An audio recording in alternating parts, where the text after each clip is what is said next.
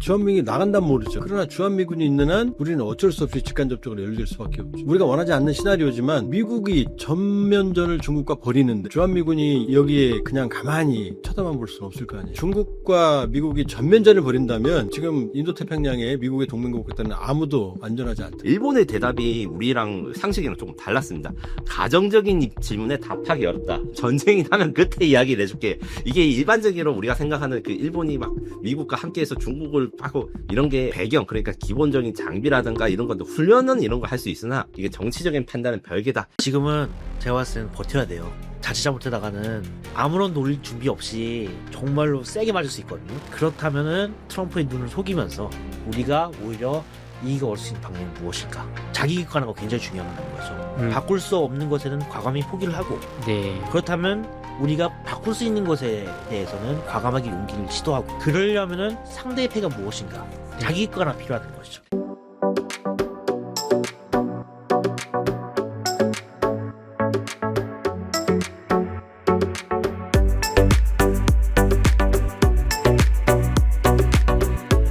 조한범, 김민석의 전쟁연구소 시간입니다. 박사님, 안녕하세요. 예, 안녕하세요. 기자님, 안녕하세요. 안녕하세요. 네, 박사님하고 김민석 기자님, 조한범 박사님 되게 어렵게 모셨는데요. 쉽게 왔어요. 그렇군요. 스튜디오가 좀 가까우시죠, 댁이랑.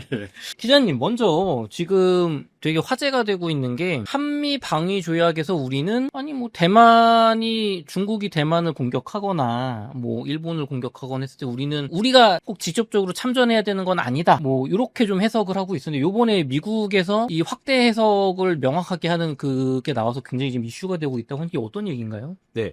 7월 24일에 보도된 내용에 따르면 미국의 트럼프 행정부가 우리 정부의 한미 상호 방위 조약이 단순히 한반도에 그친 게 아니라 인도 태평양 전략에 확대 적용하는 것을 요구했다. 이렇게 보도가 났습니다. 한미 상호 방위 조약에서는 제3조의 태평양 지역의 집단 방위를 위해서 노력한다는 내용이 있어요. 이게 기존에는 태평양이라는 게 그 명시적으로 그냥 아시아에서 한국의 그 방위를 미국이 지켜준다 이렇게 해석을 했는데 이걸 문자 그대로 태평양에서 뭔가 미군이 필요한 전쟁, 아무래도 대만은 양안 전쟁이 있겠죠. 요런 것들에 대해서도 포괄하는 동맹으로 세자. 그리고 요것을 이제 관세 압박이라든가 이런 협상에도 영향이 간다. 이런 식으로 보도가 나와 있습니다. 박사님, 그러면 이게 기존에는 저희 국민 여러분께서 저도 그렇고 그냥 미국이 한국을 지켜주는 조약, 우리가 미국을 뭐 위해서 전쟁할 일은 없지 정도로 생각을 했는데 요게 굉장히 의미가 좀 있는 발언일까요? 왜냐하면 분명히 김 기자님 말씀대로 한미 상호 방위 조약의 태평양 지역이라는 공간이 전구로서 들어가 있어요. 그건 맞아요. 그러나 한미 상호 방위 조약이 왜 탄생을 했느냐? 북한이 남침을 했기 때문에 미군이 개입을 했고 그리고 이 휴전이 되면서 한미 상호 방위 조약이 체결이 된 거거든요. 그러니까 한미 상호 방위 조약의 암묵적 주적은 누구냐? 북한이고 또 한미 상호 방위 조약의 공간적 범위는 한반도였어요. 그런데 이게 냉전이 깨졌죠. 첫 번째 냉전 체제. 왜냐하면 공산 진영의 프론트라인 최전선이 북한이고 자본주의 진영의 최전선이 남한이니까 이걸 지키는 게 미국의 국익이었단 말이에요. 그런데 냉전이 끝나서 공산권의 위협 자체가 사라졌어요. 북한만 남았어요. 두 번째, 체제 경쟁에 실패하면서 북한이 재래식 전력에는 남한의 절대 열세거든요. 그러니까 사실은 주한미군의 개념이 인계철선 개념이 깨졌어요. 남침했을 때 자동적으로 개입하는 이게 깨져버렸단 말이에요. 그러니까 동두천, 의정부 이런 데 있던 부대들이 평택 캠프 험프리스 다 옮겨가는 거죠. 남하하는 거죠. 그러면서 평택은 왜 중요하냐? 전략적 유연성. 평택이라는 항구를 통해서 어디로든 가는 거거든요.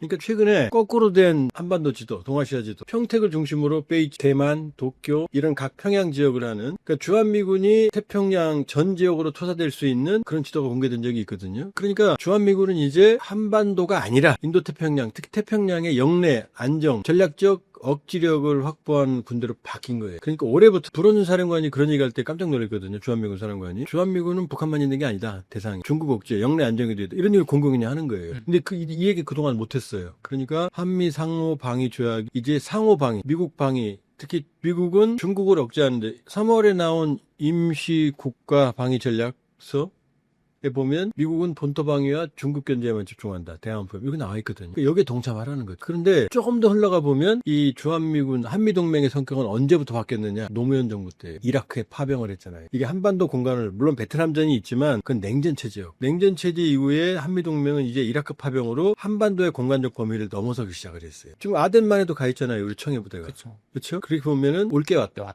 그러나 겁낼 건 없다. 겁낼 건 없다. 박사님, 근데 이게 기존에는 뭐 정치인이 얘기했다거나 뭐 보이스 오브 아메리카 같은 데서 좀 얘기를 했다면 요번에는 피터 헤그세스 국방부 장관이 미국 국방부 장관이 직접 얘기해서 명시적으로 필리핀과 한국, 이제 일본은 포함해서 상호방위 조약 맺은 국가들은 미군 기지가 공격받으면 이제 참전해야 된다.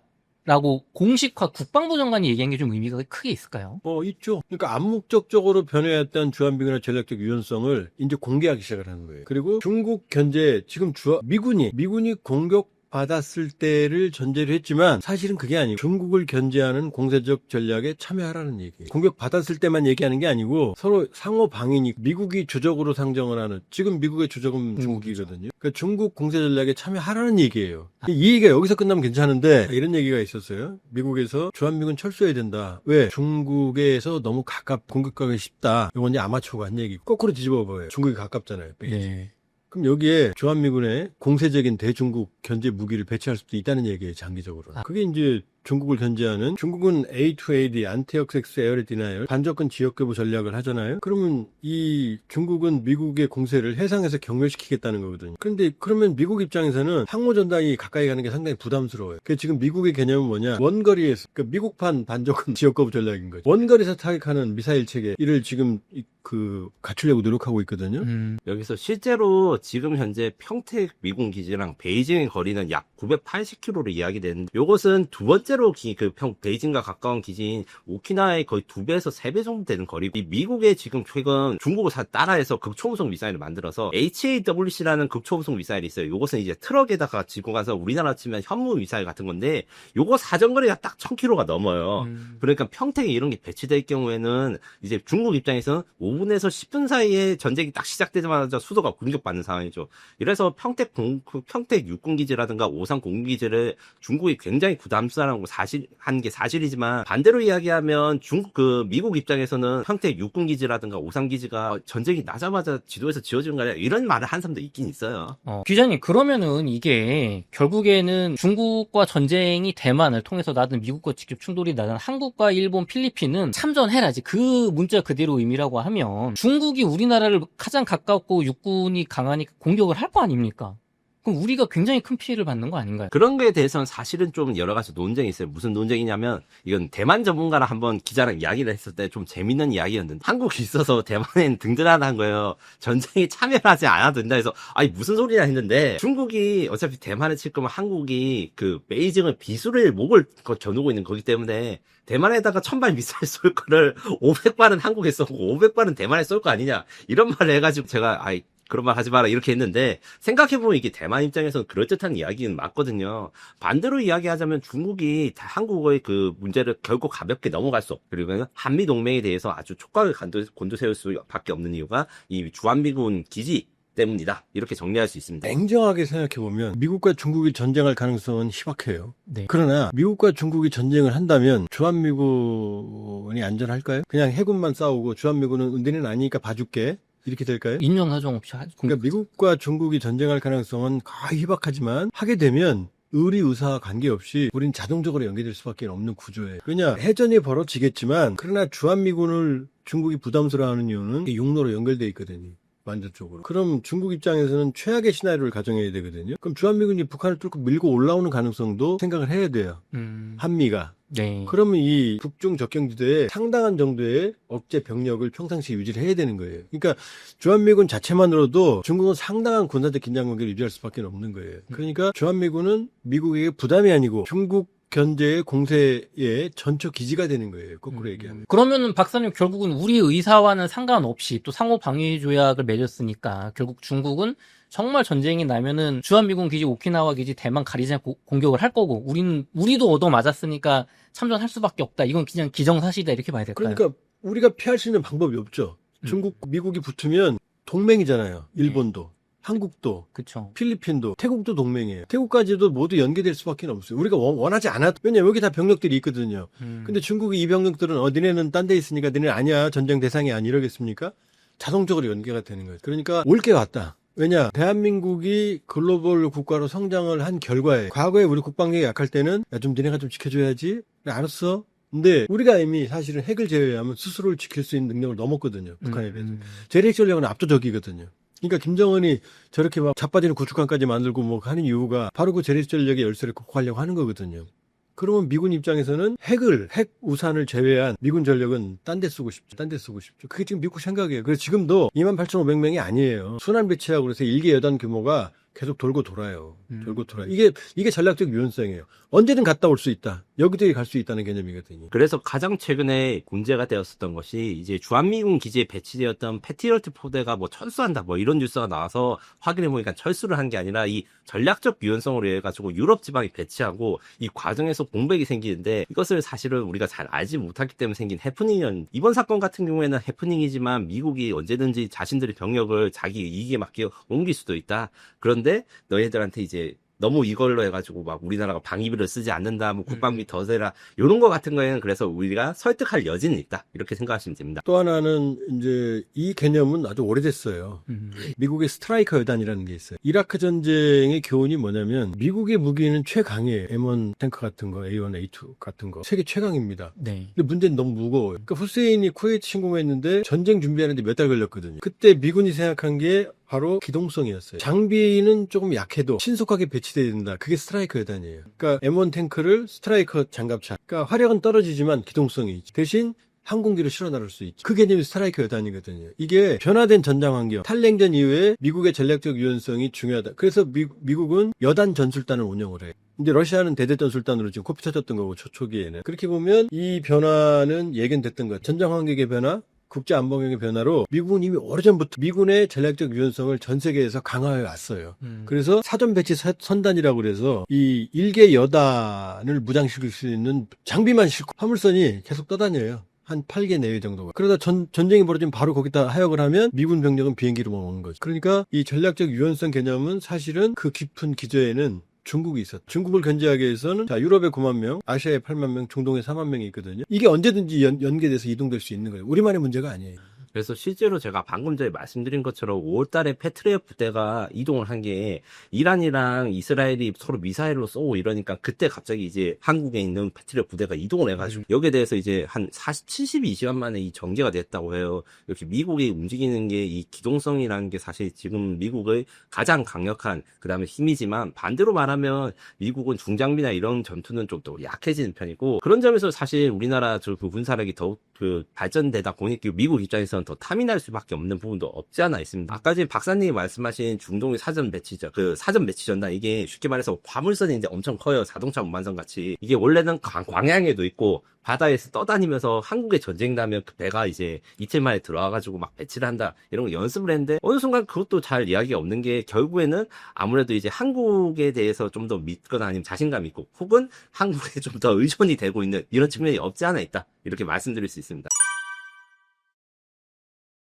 기자님, 박사님, 그러면은 결국에는 정말 최악의 경우에는 태평양에서 중국과 미국이 충돌할 때 한국, 미국, 일본, 필리핀, 대만, 태국, 거기에 뭐 호주 정도까지 이렇게 연합을 해서 중국과 정말 전쟁을 할 수도 있게 되는 건데 우리나라 국민 여러분께서는 우리가 중국과 전쟁을 한다고 대만 때문에 약간 이런 마음이 있거든요. 이거 이제 우리는 선택권이 없는 건가요 지금? 지금 주한미군이 있는 한 주한미군은 자동적으로 연계될 거 아니에요. 네. 미군 전력이니까. 주한미군이 나간다면 모르죠. 그러나 주한미군이 있는 한 우리는 어쩔 수 없이 직간접적으로 연결될 수밖에 없죠. 우리가 원하지 않는 시나리오지만 미국이 전면전을 중국과 벌이는데 주한미군이 여기에 그냥 가만히 쳐다만 볼 수는 없을 거 아니에요. 거기서 뭐 미사일도 쏘고 뭐 유역도 하고 하는 거 그러니까 물론 이제 이런 가능성은 있어요. 확전 가능성을 중국이 우려해서 한반도와는 전선을 형성하지 않을 가능성은 배제할 수 없죠. 왜냐하면 한반도와 전선을 형성하면 뚫고 만주로 올라갈 수 있으니까. 그러나 제한적인 해전이나 제한적인 우발적 충돌은 모르겠지만 중국과 미국이 전면전을 벌인다면 지금 인도태평양에 미국의 동맹국가들은 아무도 안전하지 않다. 이건 세계대전이니까 그때는 뭐 방법이 없다. 다만 이런 이야기 있어요. 이게 사실은 전쟁이나 이런 거 이야기할 때 억제 이야기도 많이 하거든요. 중국이 중국이 이 양안 전쟁 이런 걸 억제하기 위해서는 이제 미국이라든가 미국 동맹국이 좀 더 결합하는 모습을 보여주면 이제 중국이 좀 알아서 길 것이다. 이렇게 주장한 분도 있는데 사실은 그거는 사실 시진핑의 머릿속에 우리가 잘 알 수 없는 거 아니겠습니까? 그래서 그게 맞을 수도 있고 틀릴 수도 있으니까 이게 사람들이 불안한 것도 사실이에요. 다만 그런 군사적인 기능 준비를 하되 정치적인 상황은 그때 가서 판단 판단하는 게 좋다고 하는 게 일반적인 입장이에요. 무슨 말이냐고 하면 지금 한국 외에도 일본이라든가 호주가 그래서 대만이 전쟁 나면 니네들이 도와줄 거야 이렇게 물어본 적 있어요. 파이낸셜 타임즈가 이제 에브리지 콜비 미국 방부 차관보가 했던 발언이 호주랑 일본한테 그래서 대만 전쟁 나면 니네들이 참여할 거야 이렇게 대놓고 물어봤다는 거예요. 근데 호주랑 일본 같은 경우에는 지금 이제 중국 견제에 정말 진심이라고 알려졌거든요. 그런데 의외로 일본의 대답이 우리랑 상식이랑 조금 달랐습니다. 가정적인 질문에 답하기 어렵다. 쉽게 말하면 전쟁이 나면 그때 이야기를 해줄게. 이게 일반적으로 우리가 생각하는 그 일본이 막 미국과 함께해서 중국을 하고 이런 게 배경 그러니까 기본적인 장비라든가 이런 것도 훈련은 이런 거 할 수 있으나 이게 정치적인 판단은 별개다 이렇게 생각하시고 보는 게 좀 좋을 것 같습니다. 이참에 이제 일본의 미일 동맹과 한미 동맹의 차이를 말씀을 드리면 일본은 최근까지도 통합사령부가 없었어요. 합동참모본부가 없었어요. 최근에 만들어졌어요. 그 합동참모본부가 없었다는 얘기는 뭐냐? 주일 미군하고 통합된 네트워킹 체계가 없었다는 얘기예요. 그러니까 미일 동맹은 일본 자위대 따로 그다음에 주일 미군 따로예요, 사령관이. 근데 우리는 한미 연합사가 있잖아요. 한미 연합사 예전에는 뭐였죠? 유엔군 사령부가 있었잖아요. 유엔군 사령부의 사령관이 누구냐? 미군이었어요. 그리고 78년 한미 연합사가 만들어지면서 이 작전권이 미군한테 갔어요. 그래서 평시작전권을 가져왔고 전시작전권을 아직도 미군이 가지고 있어요. 그러면 일본과 우리가 이 군사적 협력 체계가 일본하고 우리하고는 하늘과 땅 차이인 거예요. 그러니까 우리가 미국의 분쟁에 개입될 여지가 더 크고 훨씬 더 큰 거죠. 그래서 사실은 일본은 또 우리나라랑 조금 다른 생각을 가지고 있는 게 일본 또 우리나라에 대해서 그런 한미동맹에 대해서 좀 불호하는 것도 어느 정도 있습니다. 어떤 거 있냐면 말씀하신 거에 연관된 게 어떤 게 있냐면 주일미군 사령관이 3성, 그 다음에 주한미군 사령관은 4성이에요. 주한미군 사령관이 원스타 더 높아요. 그래서 사실 일본은 25년 3월에 통합작전사령부라 해가지고 이제 주일미군과 같이 카운터 파트너 이거를 만들고 난 다음에 그 한미연합사를 모방한 이제 주일미연합사령부 같은 가칭 이런 것들을 만들자고 했는데 사실 이게 미국에서는 아직 너무 성급하다 이렇게 이야기를 했는데 이런 걸 관점을 봐서 지금 한미동맹이나 이런 것들에 대해서는 사실 한국과 미국이 다 이익을 보고 있는 건데 이게 정치 상황이 되고 이게 협상의 카드가 되다 보니 누가 더 이익이니 이런 걸로 하는 약간 연애할 때 싸움하는 것들 이런 것도 없잖아 있습니다. 이제 김 기자님이 중요한 얘기를 했는데 지금 군사적인 측면을 말하는 거예요. 정치적이고 외교안보적인 협상, 딜, 선택은 또 다른 문제. 전작권도 주한미군 사령관이 이 행사를 하지만 우리 대통령이 싫다 그러면은 안 할 수 있어요. 그리고 또 하나는 주일미군이든 주한미군이든 독자적인 작전권이 없어요. 하와이에 있는 인도태평양 사령부, 그 태평양 사령부가 주일미군과 주한미군을 지휘를 해요. 그러니까 중국, 미국이 붙게 되면 일단 태평양 전구, 인도태평양 사령부가 지휘를 할 거 아니에요. 그렇죠. 그 산하에 주한미군, 주일미군 있잖아요. 필리핀, 태국 다 들어있을 거 아니에요. 네. 그럼 얘기는 어떻게 돼요? 이 통합체계에서 다 연동이 되는 거죠. 그러니까 군사적인 측면만 말씀드리는 거예요. 그러나 정치력을 활용해서 우리가 개입 안 할 수도 있는 거고 그다음에 외교적을 이용해서 빠져나올 수도 있는 거고 가능성은 남아있다. 다만 군사적인 구조를 봤을 땐 자유롭지 않다 이런 말씀을 드립니다. 그러면 결국에는 지금 우리나라에서도 뭐 주한미군, 뭐 방위비 원래가 철수해야 된다. 그리고 동맹인데 지금 우리만 일방적으로 지켜주고 미국을 우리가 안 돕는 게 뭐 말이 되냐 이런 설왕설래가 있는데 과거 역사를 보면 기왕의 전쟁을 피할 수 없다면 승리하는 쪽에 우리가 서야지 이제 국가도 보존하고 가져갈 수 있는 게 있지 않습니까? 그럼 만약에 이렇게 그냥 미국과 중국 1대1 대만 이렇게 구도가 아니라 한국, 일본, 태국 그 다음에 필리핀, 미국 이렇게 연합을 해서 중국과 정말 군사적인 전쟁이 벌어진다면 그때는 미국이 승리할 수 있을까요? 또 조미미 선생님한테 좀 칭찬받아야 되는데 원로 가수인 조미미 선생님 노래 중에 바다가 육지라면이라는 노래가 있어요. 이 노래를 몽골 기병이 제일 좋아한답니다. 세계 제1의 몽골 기병이 바다를 못 건넜거든요. 대한해협. 강화도도 참고로 못 건넜습니다. 강화도도 30몇 년간 못 건넜잖아요. 그렇죠. 자, 히틀러가 전 유럽을 싹쓸이했는데 그 도보해요, 영불해요, 잉글리시 채널 가장 가까운 데는 32km밖에 안 되거든요. 이걸 못 건넜어요. 그래서 BOB, 배틀 오브 브리튼 항공전으로 하다가 코피 터져갖고 괴링이 포기 바르바로스 작전 41년 스탈린 소련을 치면서 이제 망조가 들었거든요. 네. 지금 대만은 평균 거리가 180km예요. 꽤 머네요. 가장 가까운 데도 130이에요. 여기를 건너기 위해서는 제해권과 제공권이 필요해요. 제해권 누가 가지고 있어요? 미국. 제공권 누가 가지고 있어요? 미국. 그런 얘기 하잖아요. 세계 제일 1위 공군 미국, 2위 미해군 이런 얘기 하잖아요. 그런데 그 미국 하나도 벅찬데 이 네트워킹을 하는 데와 싸운다? 미국이 안 도와줘도 대만 혼자 싸워도 아마 중국 하나 팔은 잘릴 거예요. 상륙하는 데 다 보이거든요. 그러니까 이 대만을 놓고 미국과 중국이 전쟁한다? 그건 거의 가능성이 없어요.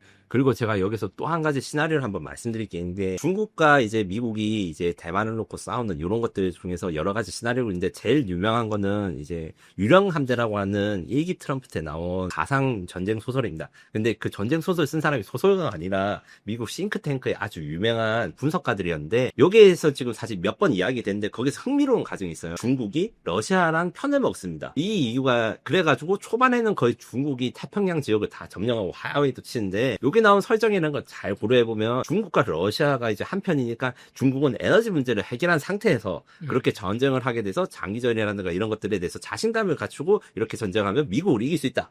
이런 식으로 표현이 됐단 말이에요. 이런 걸 거꾸로 생각해보면 중국이 이제 단기적으로는 대륙적은 이제 대만 해협에서 뭐 중국을 그 대만을 점령하거나 이런 거 가능하다 해도 이게 끝이 아니다. 그래서 중국 입장에서는 장기적인, 그러니까 2차 세계대전 일본은 사실 기름이 없어가지고 졌다 이렇게 말할 정도로 있을 정도로 에너지 확보라든가 이런 것들을 전 세계적인 패권을 생각해야 되는데, 이 점에서 저희가 이제 좀 이따가 이야기를 하겠지만, 러시아가 만약에 중국 편에 섰고 그 다음에 중국이 안정적인 에너지원을 갖는다면 이게 상황이 변화되거나 아니면 미국이 심각하게 받아들일 수도 있죠. 그래서 사실 우크라이나 러시아 전쟁, 그 다음에 대만과 한국, 그 다음에 이스라엘과 이란의 전쟁, 이런 것들이 사실 한반도랑 다 연관돼 있는 주제라고 보시면 되겠습니다. 러시아와 중국은 애증의 관계예요. 왜냐하면 러시아는 광활하잖아요, 땅이. 그러니까 내륙에는 부대가 거의 없어요. 접경 지역에만 부대가 있거든요. 러시아 부대 배치의 한 80% 정도가 나토, 러우전쟁 전선에 있고요. 나머지 20%는 어디가 있느냐? 중국과의 국경에 있어요. 왜냐? 중국과 러시아는 항상 구도적 긴장이 내재해 있어요. 왜냐? 이미 60년대에 중소 분쟁으로 전쟁도 했었고, 소규모. 지금 하바롭스주, 아무르주, 그 다음에 연해주, 이 방대한 지역, 이게 합치면 한반도에 거의 5배 가깝게 되거든요. 이게 2차 아편전쟁 이전에는 청나라가 관리했어요. 그러니까 1858년 아이훈 조약이라고, 청나라가 영불한테 코피 터지고 있을 때 러시아가 협박을 해요. 위에서 내려오면서 너 이 땅 안 주면 나 전쟁할 거야. 그러면서 아무르주와 하바롭스크 한반도의 3배예요. 이걸 강제로 뺏어갑니다. 대표적인 불평등 조약이 아이훈 조약이에요. 그다음에 2년 뒤 1860년에는 베이징 조약을 체결해서 그 중재를 러시아가 하거든요. 영불과 청나라를.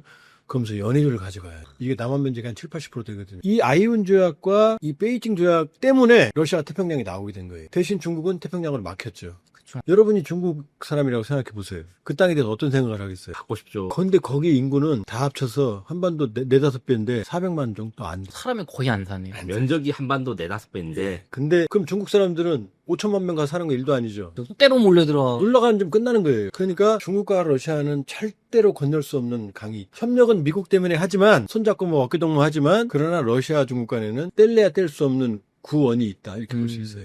그래서 사실 저는 이제 러시아의 언론이라든가 러시아 이제 저 같은 밀리터리 매니아들이 있을 것 아닙니까? 그럴 때 러시아 사람들이 항상 중국한테 가진 불만이, 중국은 공식적으로 중국은 공식적으로 이제 지금 중국은 공식적으로 우크라이나 전쟁에 무기를 하나도 러시아한테 준 적이 없어요.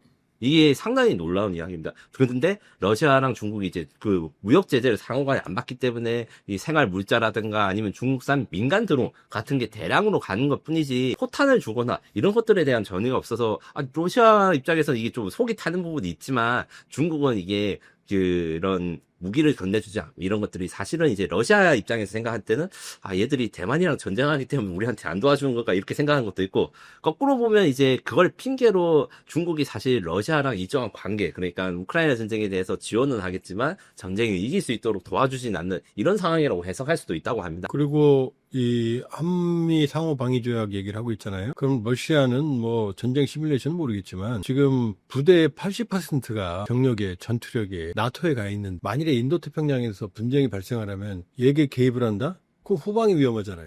유럽이 다시 수복하려고. 유럽이 그 뚫고 들어올 수 있잖아요. 그러니까 러시아는 절대로 인도 태평양에서 전략적 협력은 하지만, 네. 그러나 분쟁에 개입하려고 하지 않을 거다. 좋습니다. 그럼 박사님 마지막으로 요 질문까지 하고 1부 마무리하겠습니다. 우리나라는 북한이라는 지금 주적이 있지 않습니까? 우리가 뭐 미군을 도와 연합군으로 중국과 전쟁을 하고 싶어도 우리는 지금 북한을 막아야 되는데, 반대로 중국 입장에서도 지금 한미가 북한을 뚫고 중국을 만주로 쳐들어오는 게 걱정인 거죠. 그럼 우리가 미국과 좀 양해를 해서 우리는 북한을 막아야 되니까 좀 전쟁에 빠지겠다, 이렇게 좀 협상이 될 수도 있을까요? 일단 우리로서는 미국과 중국이 충돌하면 여기에 연루되지 않는 게 최선이죠. 왜냐하면 중국은 아직도 대한민국의 최대 시장이고, 그 다음에 이 분쟁이 있게 되면 여기에 연루가 되면 북한도 어떻게 움직일지 아무도 모르거든요. 중국이 북한을 장악할 수도 있지. 러시아는 참전하지는 않겠지만 그렇기 때문에 한반도의 안정을 유지하는 게 사실은 우리한테 최고로 좋은 거고 한반도의 안정을 유지하는 게 미국에도 국익에도 유익하다라는 논리를 만들어내야 되는 거죠. 그래서 거꾸로 양안 전쟁을 막는 가장 결정적 요소가 뭐냐? 북한의 러시아 우크라이나 전쟁 참전이라고 보는 시각도 있습니다. 이게 무슨 소리냐면 중국 입장에서는 북한을 살살 꼬셔가지고 야 우리가 대만을 먹을 테니까 니네 전쟁을 해. 그럼 뭘 도와줄게. 이런 식으로 하는 시나리오도 좀 상당히 설득력 있게 진행됐거든요. 네. 가령 이제 양동 작전을 벌이기 위해서 북한군이 이제 먼저 도발하면 그게 혼란한 틀을 타서 중국이 대만을 먹어버린다. 이런 이야기도 있었는데 지금 북한이 우크라이나전의 핵심 병력들 그다음에 대규모의 장기자 포탄들 거의 100만 발 이상을 줬다고 하는데 이런 것들과 합해지니까 북한이 이제 러시아 우크라이나 전쟁에 집중하고 있으니까 양동 작전을 써볼 수 없네. 이런 이야기도 나와서 이게 참 아이러니한 거라고 볼 수 있습니다. 오히려 북한이 좀 전력이 약화되면서 우리 남한을 공격할 여력이 없어졌다. 네, 그래서 대만 침공까지 이게 조금 어려워진 게 아닌가.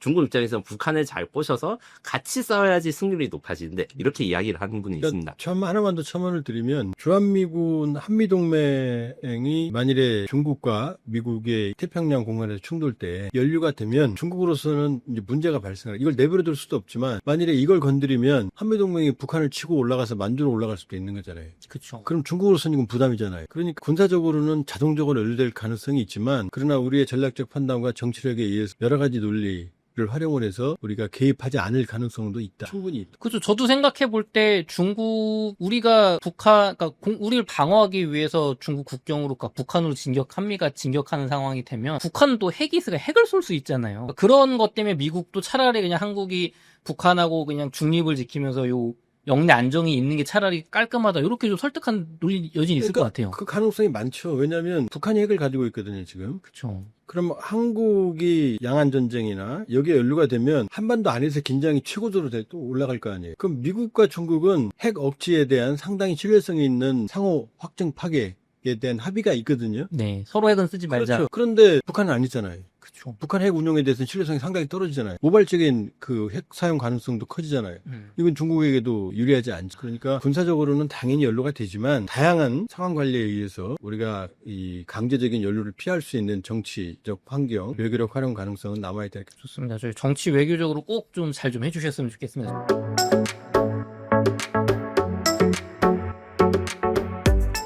미국은 사실 이건 예고된 겁니다. 이미 트럼프 1기 때 National Defense Strategy라고 해가지고 네. 미중 패권 경쟁에 이제 대비하기 위한 국방 전략을 이제 발표하게 돼요.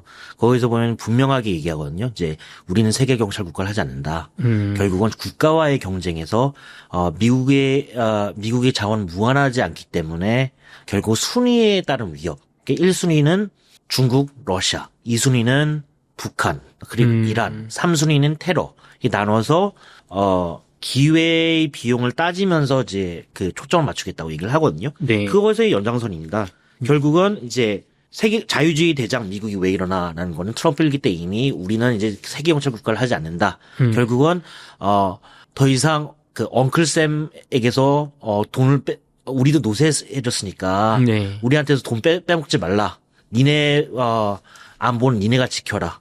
라는 이 주의가 이제 더 강해진 것이죠. 근데 그러면 이제 왜 지금 트럼프 2기가 이게 중요하냐면은 네. 트럼프 1기 때는 어쨌든 정권이 이제 바이든 정권에 탈취당했잖아요. 네. 우리 관점에서 봤을 때는. 네. 그 관점에서 보면은 사실은 이제 트럼프의 그런 이제 극단주의적 마가파라 이런 사람들 같은 경우는 미국의 중산층을 처음으로 이제 대변하는 이제 포퓰리스트적인 움직임이 있었어요.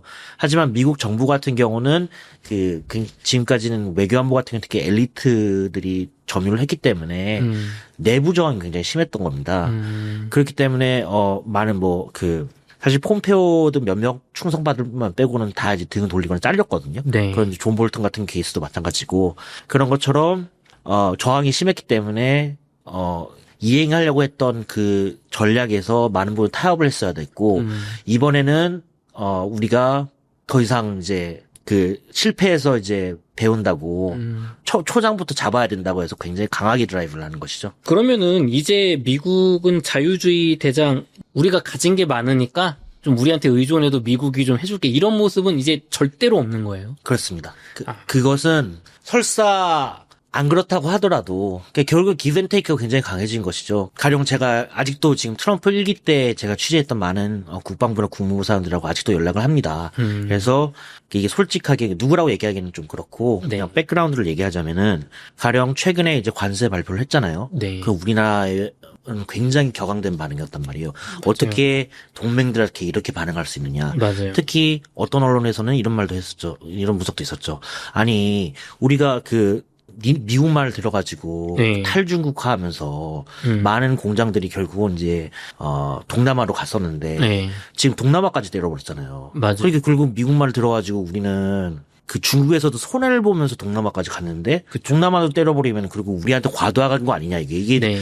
미국의 말을 들어가지고 이게 우리의 대가냐 중국한테 이렇게 마찰을 이루면서 이런 반응이 많거든요. 네. 그러니까 이건 이제 이걸 제가 이제 전직 관리들한테 얘기를 해봤어요.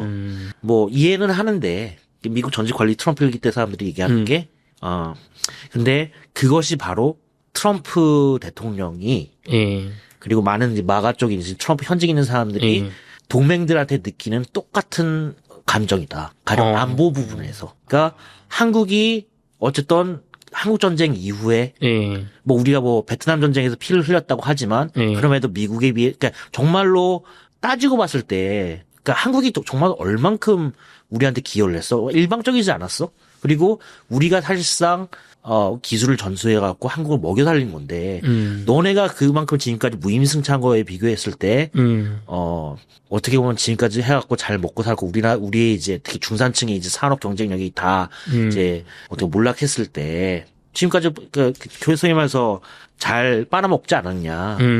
이런 심리인 거예요. 그러니까 똑같은 기저라는 거죠. 그러니까 그런 것처럼 우리 관세 얘기한 것처럼 이제 우리는 이제 청구서를 낼 때가 됐다. 결국 그 6.25 전쟁 때 우리가 흘린 피값에 대한 청구서를 이제 우리는 받는 거다. 라는 생각이 굉장히 강해졌다고. 그게 진실이든 아니든. 옛날에는 약간 엄마 아빠 같이 퍼주는 느낌이었는데 네. 이제는 형제 자매 같이 된 거네요.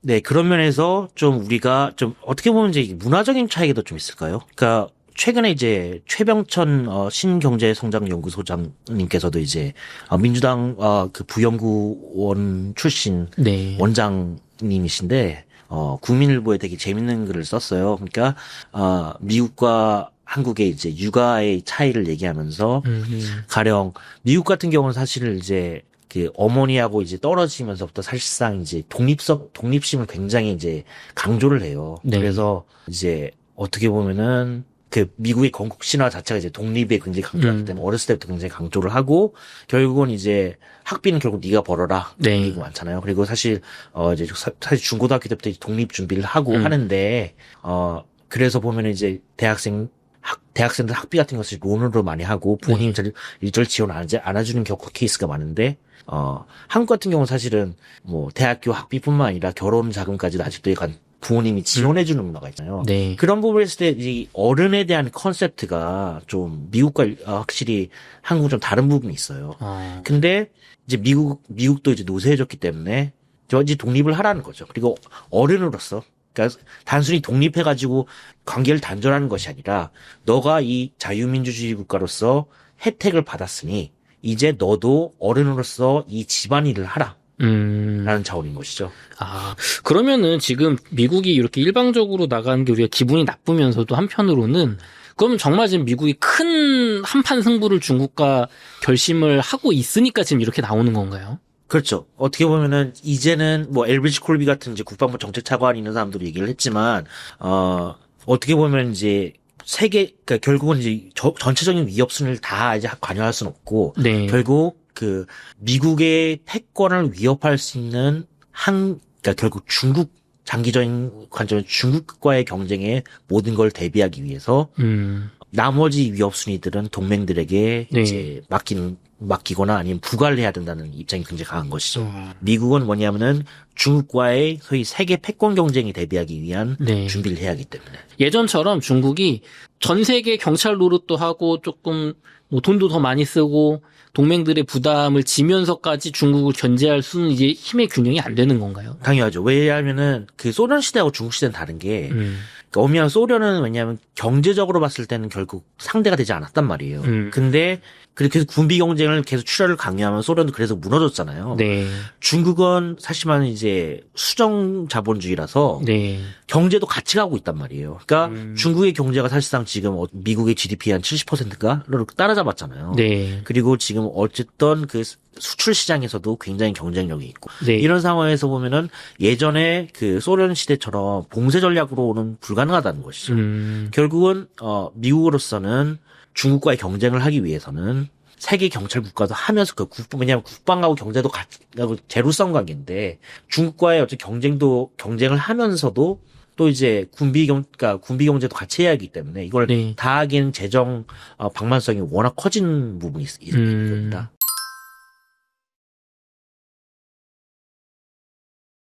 그러면은 기자님 결국에는 미국이 중국하고 중국을 주저앉히는 게 우리 자유민주주의 세계에 도움이 된다라고 그들은 믿는 거잖아요. 물론 동시에 미국 패권에도 사실은 미국 패권이 우선이고 그 뒤에 이제 그래도 결국 자유민주주의 국가에 좋은 거야. 이렇게 들어가 있는 거잖아요. 지금 상황에서는 트럼프 이기 상황에서는 네. 그 자유민주주의라는 개념은 좀 없는 것 같아요. 그거는 이제 전통적인 미국의 그 소위에서 윌슨주의고. 네. 이거 보면은 제가 그 작년에 엘브리지 콜비 차관이 한국을 방한했을 때 제 또 책 인터뷰 네. 같이 해주셔서 내가 식사 대접을 해드렸는데 그 얘기를 했었어요. 트럼프 이기가 만약에 도래하면은 아마 미국 역사상 첫 현실주의자들이 입각한 정치가 될 것이다. 그 얘기는 뭐냐면은 사실은 이제 미국이 2차 세계대전을 끝나고 그 윌슨주의가 세계 경찰 국가라는 게 사실은 물론 그 명분이죠. 어떻게 보면 이게 세계 민주주의 민주주의를 수출하면서 미국의 국익에 맞는 시스템을 갖추는 거니까. 그러면서 공급망도 미국 중심으로 만드는 것이고 그런 면에서 봤을 때는 실리주의이기도 하지만 명분은 어쨌든 이상주의였거든요. 그러니까 민주주의 체계에서 이걸 확산 그리고 그거는 이제 부시 때도 마찬가지라서 그게 이라크 침공의 명분이 됐고 아프가니스탄 침공의 명분이 됐단 말이에요. 결국 민주주의 국가가 확산이 돼야지 세계는 더 안전하다라는 그런 이제 이상주의 바탕을 뒀다면은 지금의 이제 트럼프의 내각을 구성한 사람은 생각이 많이 다릅니다. 그 지금 국방부 장관이나 그 국무부 장관이 다 보면은 자기네 젊었을 때 해외 파병 갔던 사람들이에요. 참고로 저도 이제 해외 파병 갔는데, 네. 그래서 저는 이제 아프가니스탄 다산부대 팔진, 2006년도에 네. 가서, 그때 같이 함께 있었던 통역병 전우 중에 윤장호 하사가 전사했습니다. 그래서 저는 그 현장에 있었고, 그 전우가 이제 베트남 전쟁 이후 최초의 해외 전사사래요, 한국군으로서. 네. 근데 사실은 그때 이제 책에도 나오지만, 미군들의 생각은 좀 달랐던 것이죠. 우리는 어떻게 보면 이게 되게 안타까운 죽음이었고, 네. 한국에서도 완전히 그 파병 반대론이 굉장히 크게 휩쓸렸던 전쟁인데, 미국의 입장에서는 고작 한 명 가지고 그러냐고. 우리는 매주 저희 10명 이상 죽어나가는데, 동맹 저기는 전투병과도 아니고, 후방에 있어갖고 한 명 죽은 거 가지고, 저렇게 한다. 굉장히 이런, 온도 차이가 있었던 겁니다. 근데 그때 이제 현장에 있었던 그 동맹들 후방에서 이제 생색만 내고 이런 동맹들은 불신론을 갖고 있던 사람들이 지금 국방부 장관이나 국무장관이 현장에 있었던 사람. 그러니까 이 사람들은 어떻게 보면은 이 이라크 전쟁, 아프가니스탄 전쟁 참전을 하면서 내 전우가 죽었고 그리고 많은 미국 젊은이들이 어떻게 보면 테러와의 전쟁이라는 게 미국의 관점에서는 그러니까 우리나라 관점에서는 그리고 다 많은 동맹국 입장에서는 아니 그 미국가 결국 9.11 테러 그러니까 미국의만 전쟁인데 왜 우리가 끌려 들어야 이렇게 생각할 수 있는데 미국의 생각은 다른 겁니다. 미국은 뭐냐면은 이게 테러라는 것은 전 세계 알카에다라는 조직이 국제 테러 단체인 것이고, 중동에서도 많은 테러를 일으켰고, 동남아시아도 많은 테러를 일으켰고, 그리고 이제 미국까지 온 건데, 이게 어떻게 보면 이거는 공공재의 성격이라는 것이죠. 그리고 그런 부분에서 당연히 테러에 근절을 하는 데 있어서, 세계 경찰국에서 미국이 압도적인 구사력과 하긴 하지만, 이건 너네 문제기도 하다. 그렇기 때문에 니네도 참석을 해야지. 애초에 그런 면에서 국제안보지원군이 형성이 됐고 그런 면에서 이제 동맹인 한국도 참여하게 된 것이거든요. 근데 딱 현장을 가서 지난 20년 동안 테러와의 전쟁을 봤더니 죽는 사람들은 전장에서 기껏해야 이제 미국 그리고 파이브 아이즈, 그러니까 미국의 최우선 동맹이던 영국, 뭐 호주, 캐나다 이런 나라들이고 다른 동맹들은 한국까지 포함해서 일본까지 다 뒷짐지었다는 것이죠. 그런 거에 대한 불신감이 굉장히 강하기 때문에 이런 사람들이 이제는 그때는 이제 20대 30대였는데 이제는 국방부 장관 그리고 국가안보 보좌관이 된 것이죠. 그러니까 이런 사람들이 느끼는 이제 동맹에 대한 불신은 굉장히 강한 것이고 그래서 아까 얘기했던 이런 불신론자들이 이제 장관이 되고 네. 차관이 되고 했던 사람들인데 이런 사람들에는 뭐냐면 또 부시 때 같은 공화당이라고 다른 겁니다. 2000년대 초반에 테러와의 전쟁을 일으켰던 이제 네오콘들이라고 하잖아요. 네. 사실 이상주의자였어요. 민주주의 국가를 만들면서 이식을 시키면서 우리가 세계 평화에 기여한다. 네. 근데 이제 그러니까 미국 역사상 최초로 현실주의자들이 대도한 겁니다. 전쟁은 싫고 그리고 어떻게 보면 왜 우리가 이런 무분별한 전쟁에 참전을 해야지? 우리 국익에 당장 도움이 되지 않은데? 그리고 왜 우리는, 그리고 많은 사람들이 지금 벤스 대통령도 마찬가지지만 굉장히 가난한 집안 배경이 있었던 분들이에요. 그 사람들은 미국의 사회 내에서도 굉장히 불만을 많이 느끼는 거거든요. 학벌은 좋다고 하지만 그 사람 책도 보면은 힐빌리의 노래. 예. 그거 앞에 나오잖아요.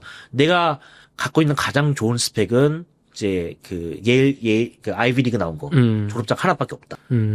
그리고 나머지는 뭐 집안이 부도하거나 뭐 자살하거나 뭐 이런 그런 집안을 세우는 사람들이고 그러면 그런 사람들이 이제 뭐 빌 게이츠 같은 사람들 봤을 때 어떻게 보겠어요? 그러니까 이런 미국 엘리트에 대한 반감도 굉장히 심한 상태에서 트럼프라는 사람이 혜성같이 나타납니다.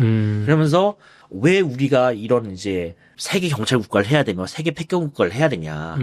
이건 뭐냐면은 우리가 그렇다고 패권을 놓는 건 아닌데, 근데 우리 이제 뭐냐면은 과도하게 이렇게 한 짐 덜어놓고, 우리도 보통 국가들처럼 현실주의적인 정치를 좀 하자. 우리도 받아먹을 거 받아먹고, 좀 우리 국익을 위해서도 좀 챙기고, 우리 국민도 좀 챙기자. 뭘 세계의 경찰 국가를 하면서 남한테 그러니까 엘리트는 당연히 어떻게 보면 이제 돈을 많이 벌겠지만 네. 글로벌라이제이션 하면서 근데 중산층 그래서 다 망했지 않냐. 우리는 이제 한국이 하는 거 그리고 일본이 자기네 국익을 하는 거 중국이 자기네 국익을 하는 것처럼 우리도 보통 국가로서 네. 하겠다. 라는 그런 되게 심플한 얘기예요. 그러니까 이제 어떻게 보면 세계 경찰 국가로서의 지위를 좀 벗어나겠다는 거거든요. 그러니까 우리도 다른 나라처럼 우리 가족들을 위해, 그러니까 우리 국민들을 위해서 좀 챙기겠다. 그게 미국 국민들한테는 지금까지 미국의 역사상 봤을 때 사실 세계 경찰 국가를 했던 역사는 2차 세계대전 때부터 시작한 겁니다. 그 전까지는 미국은 정말로 원로주의를 해가지고 사이에서 우리 안방에서만 놀게라는 주의가 굉장히 강했거든요. 그러니까 그걸 이제 갈증을 미국 대중들의 갈증을 긁어준 것이죠. 그래서 미국의 정치라는 게 이게 현실주의자들이 맞다. 이게 그럼 미중 패권 경쟁하고 어떻게 연계가 되냐면은 결국은 그러니까 물론 그렇다고 패권적인 지위를 놓지는 않겠지만 그렇지만 중국과의 국가 대 국가에 경쟁하면서 그런 도덕이나 뭐 인권이나 이런 것보다 중요한 거는 결국 힘의 우위에 따른 패권 경쟁이라는 것이죠. 그러면은 그런 힘의 우위를 압도적으로 누리기 위해서 동맹들을 불편하게 하거나 심지어 동맹들을 갈취할 수도 있다. 그렇죠. 전혀 꺼리침이 없다. 그러니까 그런 부분에서는 저는 그거에 대해서 동의하지 않고 되게 쇼텀이라고 생각하는데 근데 이제 이걸 아셔야 되는 게 트럼프의 개인적인 이제 성향도 굉장히 미국도 대통령제 중심 국가다 보니까 많은 엘리트들은 이렇게 하면은 너무 단기 극약 초방이기 때문에 미국의 헤게모니가 지위가 흔들릴 텐데 걱정하는 사람들이 공화당 내에서도 있어요. 하지만 지금 결국은 이제 미국 정치에서는 선거에서 이겨야 되고 트럼프가 어쨌든 압도적으로 이겼잖아요. 그리고 트럼프는 어쨌든 지금 자기가 이제 대중들의 마음을 사로잡았다라는 자신이 있는데다가 이제 다음 선거는 없단 말이에요. 4년밖에 없어요. 그렇죠. 그럼 트럼프는 원래부터 부자였어요. 맞아요. 그리고 본인은 원래 같았으면 이기까지 했어야 되는데 한 권좌를 뺏겼잖아요. 그러면 자기가 지금 봤을 때 4년 동안 레거시, 자기가 어떤 유산을 남길 거에 대한 굉장히 큰 압박이 있을 거란 말이에요. 그리고 야망이 있고 자기 입장에서는 설사 이게 미국의 장기 국익 관점에서 손해가 된다고 하더라도 어떻게 보면은 내 때 일어나지 않으면 돼. 그런 마인드가 굉장히 강한 거예요. 그러니까 그걸 당연히 장기적으로 봤을 때 문제가 될 수 있지. 근데 그래도 난 상관없어. 왜냐하면은 그거는 그때 가서 문제가 생기면은 나는 그 사람한테 책임을 전가하면 돼. 이런 마인드가 강하다는 것이죠.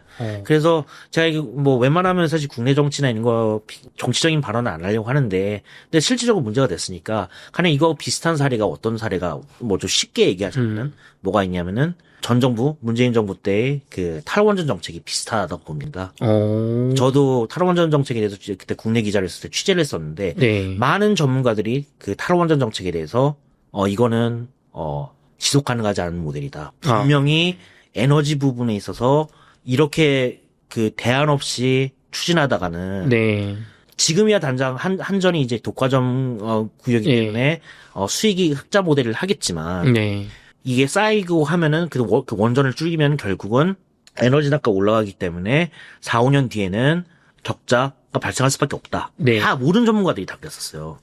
근데 그럼에도 정부에서는 이게 국민의 뜻이라 그냥 밀어붙였거든요. 네. 결국은 문재인 정권 말기에 결국은 그 에너지 단가 올렸어요. 요금 인상하고 요금 인상했잖아요. 했는데도 지금 답이 없죠. 답이 없죠. 예. 근데 결국은 그러니까 이런 겁니다. 그러니까 그게 문재인 정권의 생각은 뭐냐면, 그리고 그 당시에 문재인 정권은 당연히 그때 집권 50년 계획하고 막 그랬었잖아요. 네. 그러니까 당연히 다음 정권도 우리가 확보할 것이라는 게 어떻게 보면 오판이 좀 있었는데, 그런 것처럼 그럼에도 불구하고 그러면 다음 정권에 있는 사람들 같은 경우는 어쩔 수 없이 에너지 단가를 올릴 수밖에 없단 말이에요. 그쵸. 지금이야 지금 억제하고 있지만. 근데 그 당시 이제 문재인 정권의 많은 정책 당국자는 나는 뭐 그건 나 알 바 아니고, 왜냐면은 그거는 내 정권 때 일어나는 게 아니니까.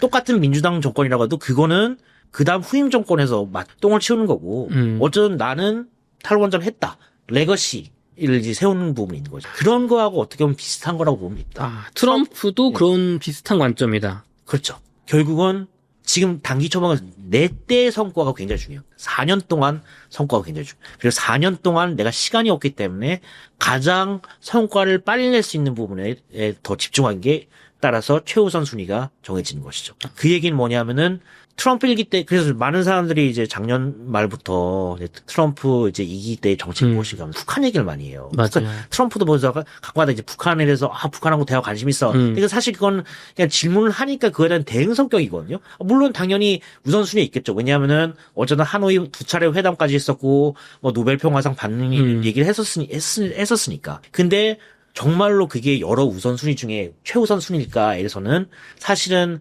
많은 이제 심지어 미국 트럼프 1기에 있었던 사람들도 그건 아니다라고 얘기를 하거든요. 그 이유는 뭐냐면은 트럼프 1기 때는 우크라이나 전쟁도 없었어요. 이스라엘 중동 분쟁도 없었거든요. 네. 그리고 중국과의 미중 패권 경쟁이 이렇게 심화되지 않았단 말이에요. 네. 이런 상황에서 이제 어떻게 보면 한국의 이제 한반도 문재인 대통령 정권이 이제 한반도 프로세싱, 그러니까 한반도 중재자론을 갖고 가지고 이제 트럼프와 이제 북한을 이어줬단 말이에요. 네. 그 당시에 트럼프는 뭐냐면은 심지어 전에 있던 전임 정부였던 오바마 정권이 이란과의 이제 핵 협상을 해가지고 성과를 냈단 말이에요. 네. 그거에 대한 호승심 때문에 그럼 나는 대깔꼬마니처럼 이란과 대응할 수 있는 성과가 무엇일까 했을 때 북한이 딱 걸렸던 거예요. 근데 지금은 환경이 바뀌었다. 그리고 4년밖에 시간이 없다. 그리고 최근에 이제 김정은하고 이제 러시아하고 굉장히 이제 네. 가까워졌잖아요. 김정은 입장에서는 독재 국가이기 때문에 나도 기다릴 수 있어. 아쉬운 거는 트럼프지 내가 아니야. 그렇기 때문에 생각보다 시간이 많이 오래 걸린다는 것이죠. 그리고 어떻게 보면 북한 문제는 트럼프 2기 입장에서는 아직까지는 큰 우선순위가 아니다. 최근에 미국에서 철밥통으로 불리는 공무원들, 공공기관들 강력하게 해고 있다고 하고, 최근에 특히 잠깐 계셨던 네. 보이스 오브 아메리카라는 미국의 소리라는 방송까지 폐쇄되면서 논란이 되고 있는데요. 네. 이게 그냥 뭐 즉흥적으로 하는 게 아니라 아까 말씀하셨던 시간이 없다고 좀 연결이 된다면서요? 맞습니다. 특히나 뭐 이런 우스갯소리가 있습니다. 그러니까 VOA나 RFA나 이게 있던 미국의 소위 말해서 국영방송, 공영방송을 이제 총괄하는 USAGM이라는 별도의 정보기관이 있어요. 네. 한때 VOA도 국무 산하 기관이었는데 그건 이제 80년대, 70년대 분리돼가지고 지금은 별도의 이제 미국 정부기관의 산하에 있고요. 근데 전에 있던 이 전직 USAGM 사람이 이제 최근에 이제 VOA 폐쇄한 거 가지고 이제 비판 내용 성명을 냈는데, 사실은 이 VOA나 이 RFA나 이렇게 미국의 국영방송들, 공영방송들에 한해 쓰는 예산이 F-35 2대 값도 안 돼요. 그러니까 예산 순위에서 사실 VOA라는 조직은 미국의 많은 방대한 그 정부기관 중에 우선순위가 굉장히 떨어지는 기관이에요. 근데 그럼에도 불구하고 그 사실 그렇기 때문에 이게 VOA만 이렇게 하는 건 아니고, 그러니까 결국은 뭐냐면은 미국 정부가 굉장히 예산이 방대하잖아요. 어떻게 보면 그들이 생각하는 구상과 좀 안 맞는 부분도 있는 것이고, 왜냐하면은 VOA가 간략하게 이제 VOA 역사를 얘기하자면은 VOA는 미국 국영방송이고 2차 세계대전 때 이제 나치 선정기관에 대항하기 위해서 네. 그리고 일본의 그 태평양전쟁 때 그 선정기관 대항하기 위해서 만든 기관이에요. 근데 이게 루즈벨트 대통령이 이걸 만들 때 자기도 이제 화롯과의 대화, 라디오 대화하면서 그 국민들한테 연설을 굉장히 잘하는 사람으로 되게 자신감이 있었던 사람이란 말이에요. 네. 그래서 자기가 이제 나치 히틀러와의 선전선동과에 대해서 라이벌식을 느꼈었어요. 그러면 미국으로서의 그 프로파간다, 전쟁했을 때 프로파간다에서 네. 저런 게 독재국가 같은 프로파간다, 거짓말하는 왜곡하는 프로파간다가 아니고 우리가 미국식만의 프로파간다를 만들려면 어떻게 할 것인가. 그것은 진실을 얘기하는 것이다. 라고 얘기를 해요. 근데 이게 이렇게 보면 막 도덕주의 국가 나라 같은 얘기인데 네. 이거 굉장히 프랙티컬한 그 계산이 있어요. 미국은 이미 2차 세계대전 벌어기 전부터 세계 최대 공업 생산 국가였고 네. 농업 생산도 세계 1위였어요. 왜냐면 유럽이 1차 세계대전을 하면서 완전 망했거든요. 네. 그러니까 세계 최고의 부자였고 공업력도 최고였고 그래서 진짜 그 배를 몇천 톤을 찍어놓을 수 있는 국가였기 때문에 네. 결국은 그런 자신감이 있었던 거예요. 그러니까 전쟁을 하더라도 우리는 독일과 일본 동시에 전쟁을 해도 시간이 지나면 우리가 결국 이긴다. 그렇다면은 어차피 이길 전쟁 그럼 프로파간다를 어떻게 하냐면은 우리 당장 이런 그 전투에서 졌어. 그리고 막 그 롬멜이 엄청나게 전략을 잘 써가지고 우리가 완전 학살당했어. 그거를 그냥 그대로 진실을 얘기하는 겁니다. 그러니까 이게 그러면 이제 그런 이제 독일 국민들이나 일본 국민들 들을 거 아니에요. 네. 들으면서 얘네는 왜 자기네들한테 불리한 내용을 이렇게 얘기하지? 근데 그게 이게 쌓이는 거예요. 그래서 쌓이면서 그럼 얘네는 진짜 진실을 얘기하는 것보다 이렇게 자기한테 불리한 얘기를 한다고? 이거를 뭐냐면은 이제 크레딧 쌓는 베이스로 하는 거예요. 그러면서 애초에 루즈벨트 대통령이 설계했던 거 뭐냐면은 이것이 바로 미국식 프로파간다. 진실을 얘기하면서 어차피 우리가 이길 거기 때문에 그치. 진실을 쌓으면 종국적인 전투, 일본과의 과다카날이 될 수 있고 그다음에 그 노르망디 전투가 될 수 있고 그 소위 말해서 전쟁의 결과를 바꿀 수 있는 전투에서 우리가 한 번 승리를 하면은 그걸 이제 진실을 보도하면은 지금까지 우리 라디오 방송을 들었던 많은 국민들이 얘는 그래도 진실은 얘기하네. 근데 엄청난 적성국들이 엄청난 패퇴를 겪었대. 네. 그리고 우리 엄청나게 죽었대. 그러면은 걔네는 엄청난 심리적 공황이 생길 것이다. 그리고 그 국민들은 반란을 일으킬 수도 있다. 이런 마인드가 굉장히 강하더라고요. 그 굉장히 선정기관인데 미국식 선정기관이었다. 전략적으로 예. 자신들의 강점을 이용하면서 진실을 딱 말할 수 있다. 그렇죠. 그냥 일석이조네요. 어차피 미국 입장에서는 어차피 우리가 이기는 거고 우리가 돈도 많고 하니까 예. 그게 가능했던 거예요. 뻥 안 쳐도 된다 쉽게 그렇죠. 말하면. 뻥이 맞아서 우리가 굳이 왜 뻥 쳐서 이길 필요가 있냐. 절박하지도 않다. 그래서 만들어질 게 VOA예요. 그래서 미국의 선정기관은 많은데 네. 굉장히 그런 미국의 저널리즘을 바탕으로 했기 때문에 네. 미국의 정부기관임에도 불구하고 네. 국영방송이라는 방송이고 조선중앙통신이나 뭐 신화통신이나 네. 러시아의 국영TV처럼 미국 정부기관이 편집권을 건드릴 수가 없었어요. 사실 말해서 이 의회의 보장이 되기 때문에 네. 이게 얼마나 철저했냐면은 아예 이게 분리가 돼가지고 네. 그러니까 한때 이제 미국 국무부 산하에 있었지만 국무부가 이 어떤 내용이 보도될지에 대해서는 건드릴 수가 없었어요. 그 국가가 국영방송인데 이걸 편집권이나 어떤 방향으로 해 이렇게 할 수가 없는 거예요, 간접으로? 그렇죠. 그럴 필요가 없었으니까.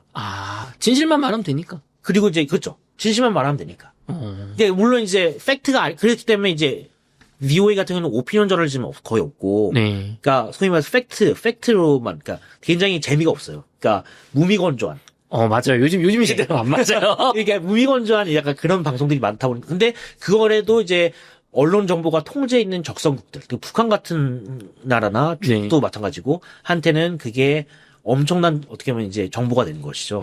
그리고 그게 뭐 내심 그 미국 정부는 왜 그냥 그대로 놔뒀냐? 그게 체제 변화의 어떤 씨앗이 되기를 원했던 거예요. 정보를 전달해주고. 그러니까 이런 면에서 봤을 때는 이게 트럼프 다시 돌아와서 철학하고 왜 안 맞냐면은 네. 트럼프 철학은 게 있잖아요. 세계 경찰 국가 안 하고 네. 우리는 더 이상 우리가 듣도 보지도 못한 나라 건국하는데 돈을 쓰지 않겠다고 했단 말이에요. 아, 근데 그쵸. VOA라는 기관은 48개 서비스가 있는데 다 보면은 미국의 적성국들 아니면은 독재 국가들이에요. 네. 거기에 이제 미국 같은 민주주의 시스템을 구축하기 위한 씨앗을 뿌린다? 그러기 위한 외부 정보를 준다. 그거 원하지 않는 거예요. 미국은 나만 잘 살면 돼. 괜히 정권 붕괴돼가지고 우리가 개입할 가능성을 애초에 만들고 싶지 않다. 이런 철학이 있는 것도 분명인 거죠. 그렇기 때문에 VOA에 대해서 그렇게 좋게 생각하지 않았었어요. 아, 그럼 기자님, 지금 변화된 미국은 괜히, 막 제3세계에다가 이런 민주주의 했다가 거기가 정말 반란나서, 미국 민주주의 할게요 도와주세요면 돈 써야 되고 이제 집중해야 되니까 이제 그런 거 하기 싫다 그 정도까지 간 거예요. 그러니까 그렇죠. 트럼프 일기 때 그래서 보면은 많은 얘기가 있었던 게 가령 평화 체제가 만약에 구축이 된다고 해요. 네. 그 우리 한번 문재인 대통령이 중재 외교를 잘했다고 네. 해서 제가 그 트럼프 일기 때 사람들을 이제 만나면 다 얘기하는 게 그러면은 평화 체제 미국은 사인만 해주고 종전 협상까지 해준다고 쳐요. 그러니까 네. 뭐 내부 정황이 있었다면 만약에 대통령이 가지고 종전 선언까지 해가고 평화 선언까지 이어졌다. 네. 그러면 나중에 김정은이 원하는 건 결국 경제 개발과 이제 제재 네. 해제잖아요. 미국이 제재 해제까지는 해줄 수 있죠. 네. 근데 결국은 투자에 들어가는 돈은 그러면 누구 돈으로 하냐? 네. 그거는 이제 미국 돈이 아니라 한국하고 일본. 그래서 일본이 계속 납치자 문제 가지고 약간 건드렸던 이유가 어떻게 보면 좀 깎아보려고. 그러니까 이렇게 생각하면 우리가 위안부 합의금 가지고 맨날 이렇게 하잖아요.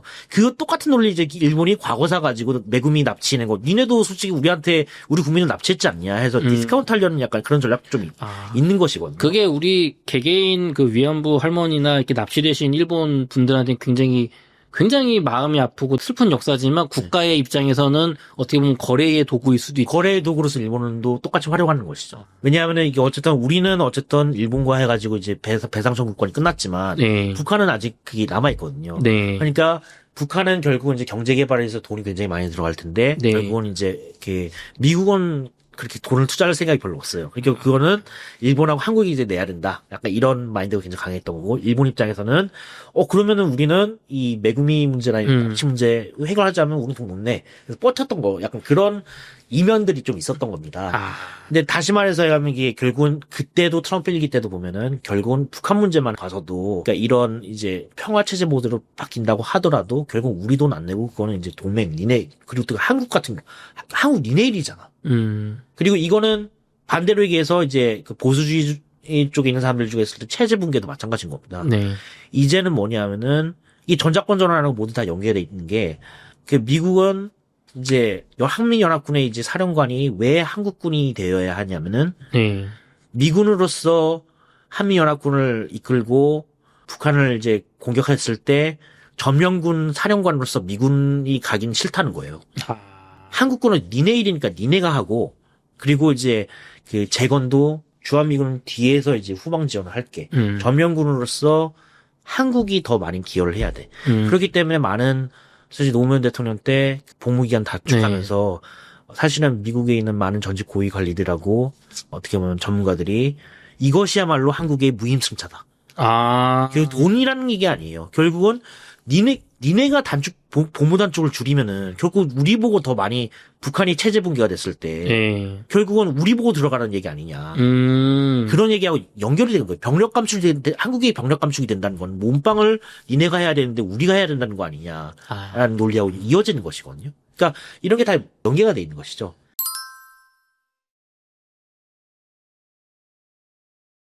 그 정도로 지금 미국이 전 세계 다른 나라 심지어 동맹국에 이래도 관여하지 않으려고 하는데 VA 방송 같은 거야 뭐 그냥 치워버리는 거 일도 아니다. 그렇죠. 그리고 두 번째는 어떻게 보면 뭐 유튜브 영상을 하고 하시면 알겠지만 네. 사실은 요즘 유튜브들 때문에 한국에 있는 지상파나 종편들이 시청률이 많이 깎이고 있는 거 아시잖아요. 네. 그래서 근데 보면은 가장 곤혹스러워하는 게 덩치가 맘모스 같이 큰 KBS나 MBC 같은 조직이거든요. 적자도 많이 나고 그런 이유가 뭐냐면은 사실 편해서 그래요. 거대 조직이다 보니까 빨리빨리 사안에 대응을 못 하는데 유튜브 같은 경우는 바로바로 이렇게 대응이 가능하잖아요. 네. 몸집이 작기 때문인 건데 근데 VOA가 갖고 있는 이제 또 한 가지 문제점은 이제 너무 냉전 때는 효과적이었으나 네. 이게 미국 공무원들은 우리처럼 이제 행정고시나 이런 개념이 없어요. 그러니까 민간 경력을 하다가 들어갈 수 있기 때문에 결국은 이제 근속연수가 40살부터 시작하면 또 다른 겁니다. 그 연금을 받으려면 20년 정도 근무를 해야 되거든요. 그러니까 만약에 내가 40살부터 시작하면은 네. 나들보다 더 오래 있어야 되고 정년이라는 게 그래서 미국 공무원들은 실무직까지는 없어요. 그래서 내가 만약에 그 대통령 임명하는 그 특별직 빼고 네. 실무직에서는 솔직히 맘만 먹으면 90살까지도 할 수 있거든요. 와. 다만 시작하는 부분이 다르기 때문에. 근데 왜 그럼에도 다들 그만두냐면은 결국은 그러니까 공무원 연금 받는 게 그냥 일하는 것보다 훨씬 나으니까. 아. 그렇긴 하는데 어쨌든 이론적으로는 안 잘립니다. 그래서 완전 철밥통인데. 그러다 보니까 이제 문제는 아까 얘기했던 대로 소위 말해서 VOA라는 조직도 공무원 조직이다 보니까 물갈이가 안 되는 겁니다. 철밥통이 많다 보니까 아직도 옛날식의 냉전식 방식으로 이제 쓰고 네. 이제 소위 말해서 옛날에는 효과적인 방식일 수 있으나 이제는 덜 효과적이라는 것이죠. 그래서 특히나 이제 이거는 그 정권을 떠나서 항상 VOA 내부에서 이제 의회에서나 문제가 제기가 됐던 것이 VOA 효율성이 너무 떨어지고 또 그 부패돼 있다라는 지적 굉장히 많이 감사 지적도 많이 들고 네. 안 잘리니까. 그쵸. 그러니까 그런 상황에서 중국이나 특히 러시아 같은 경우는 예전에 선전 방송 보면 진짜 누가 봐도 이쯤 되게 촌스럽다 이렇게 했는데 요즘 중국하고 러시아의 프로파간다가 굉장히 뛰어나거든요. 그래서 우리끼리 진실의 칵테일이라고 하는데 소위 말해서 대놓고 거짓말하는 게 아니라 90%의 팩트와 10%의 왜곡을 섞는 그 진실의 칵테일이라고 해요. 그래서 그걸 CCTV나 중국의 RTV를 굉장히 잘하는 겁니다. 그래서 어떻게 보면은 딱 봤을 때 뉴스가 재밌어 일단. 네. 그리고 VOA는 아직도 라디오 기반인데 쟤네는 유튜브 기반으로 하고 이런 식으로 하기 때문에 이 부분에 있어서 VOA가 이제 노쇠화됐다. 네. 그렇기 때문에 이걸 개혁해야 된다는 목소리가 굉장히 컸고 트럼프 1기 때도 이걸 바꾸려고 노력을 했었던 부분이 분명히 있었고요. 그리고 이거는 이제 정권을 떠나서 오바마 때 이제 타임스 잡지 편집국장을 했던 이 국무부 외교 담당 차관이었던 사람, 리처드 스탠겔이라는 사람인데 그 사람도 VOA 개혁해야 된다는 얘기를 했었습니다.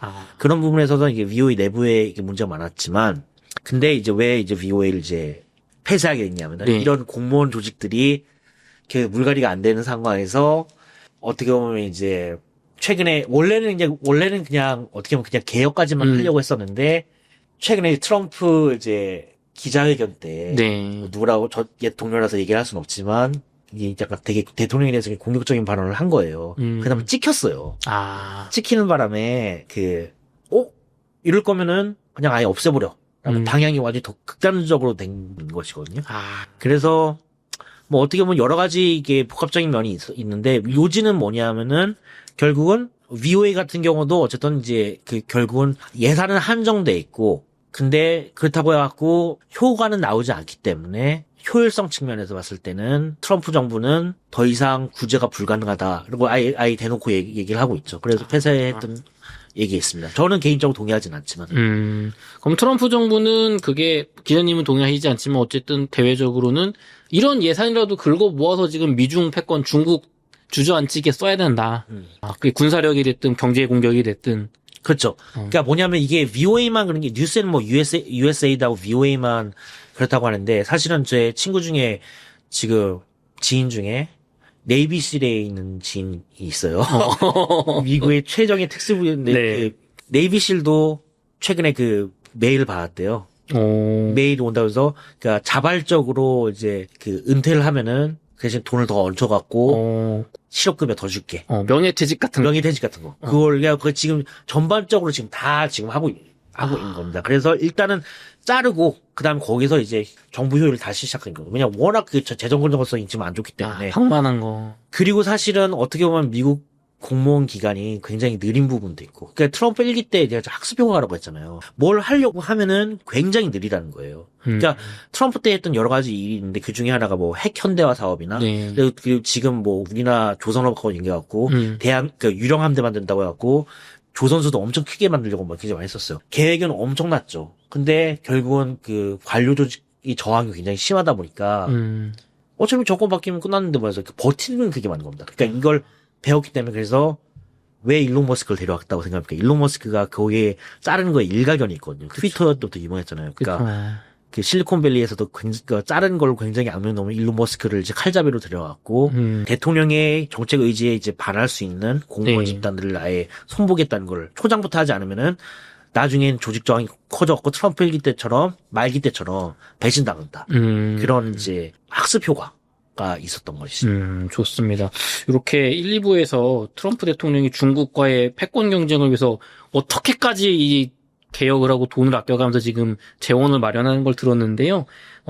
이어서 트럼프 대통령의 행정명령 1호가 엄청난 의미를 가지고 있는데 우리나라엔 이게 잘 알려지지 않았다고 하시는데 그 이야기 해보도록 하겠습니다. 기자님, 트럼프 대통령이 중국과의 무역 패권 전쟁, 나아가서 군사력 경쟁을 위해서 지금 모든 걸 하고 있다라고 1, 2부에서 얘기해 주셨는데 행정명령 1호에서 엄청난 의미를 가진 걸 사인을 했는데 우리나라에서는 자꾸 막 뭐 비트코인이라든가 뭐 다른 데 막 집중하고 있거든요. 어떤 내용인가요, 이게? 네, 제가 그래서 그 내용을 뽑아왔어요. 이건데요. 이게 제목은 대통령 행정명령 1호 네. 1월 27일 날 나왔고요. 여기 화면에 좀 보여주세요. 네, 미국을 위한 아이언돔 프로젝트입니다. 아이언돔이라고 하는 것은 이제 이스라엘의 그 아이언돔이라고 하죠. 결국 그 미사일 방어 체계입니다. 미국 네. 본토에 이제 미사일 방어 아이언돔을 씌우겠다라는 네. 정책인데 사실 이거 새로운 건 아닙니다. 공약사항이기도 했고 네. 트럼프 일기 때 이미 트럼프 대통령이 일기 때 취임하자마자 국방부 방문해서 이거 공약사항을 내걸었어요. 네. 그래서 나는 미국을 위한 미국 상공에 아이언돔을 씌워가지고 미국 본토를 다 지키겠다는 얘기를 했거든요. 네. 근데 그래서 일부에서 얘기했던 공무원 해고하고도 연계가 되는 겁니다. 왜 그 아이언돔 프로젝트가 실패했냐? 네. 결국 미국 그 국방부 내 조직적 저항이 있었기 때문에 예산이 그 국회도 그 미국 의회에서도 저항을 했었고 결국은 계획만 세우다가 그냥 시간 다 가갖고 결국 안 됐거든요. 그래서 이게 다 연계가 된 겁니다. 그러니까 지금 왜 그 대량 해고를 하고 있냐? 결국 말 안 되는 사람도 자르고 나는 왜냐면 이 아이언돔 프로젝트에 돈이 어마어마하게 들어가는 거예요. 그래서 근데 왜 이게 우리나라에서 아직 주목이 안 됐는데 왜 우리나라하고 연계가 돼 있냐? 네. 하려면 이제 일단은 그 서문의 내용을 한번 읽어볼게요. 네. 그러니까 이런 얘기 나요. Official United States Homeland Missile Defense Policy has remained only to stay ahead of rogue nation threats and accidental or unauthorized missile launches. 무슨 뜻이냐면은 지금까지 미국의 공식적인 미 본토 미사일 방어 정책은 불량 국가의 위협이나 우발적이거나 아니면은 그 적성국의 최고 권력자가 승인하지 않는 미사일 위협 발사에 대해서만 대처하는 기조를 유지해왔다라고 얘기해요. 이걸 제가 다시 이제 쉬운 말로 네. 해석해 드릴게요. 미사일 방어 정책이라는 거는 결국은 지금까지 미사일 방어 정책은 불량 국가가 북한과 이란의 미사일에 대해서만 대처하는 거였다며. 중국하고 러시아의 미사일에 대해서는 그러면은 우발적인 상황에 대해서만 대처하고 네. 대처하지 않는다는 얘기예요. 근데 이번에 나오는 성명서에서 뭐냐면은 그랬었는데 네. 이렇게 얘기해요. 앞으로는 미국은 자국의 국민들과 핵심 시설을 어떤 외국의 공중 공격에 대해서도 네. 본토를 방어하는 방향으로 바꿀 것이다. 그 어떤 공격이라는 거는 지금까지 북한하고 이란만이었단 말이에요. 네. 그 북한이 거의 한 80% 됐어요. 이란은 아직 그 정도 영향이 안 되기 때문에 네. 북한이 거의 80-90%였고 이란 10% 정도였는데 네. 이제는 어떤 공격이라는 건 결국 중국하고 러시아를 얘기하는 거거든요. 그 중국과 러시아의 극초음속 미사일이나 이런 거잖아요. 그 얘기가 어떤 얘기냐?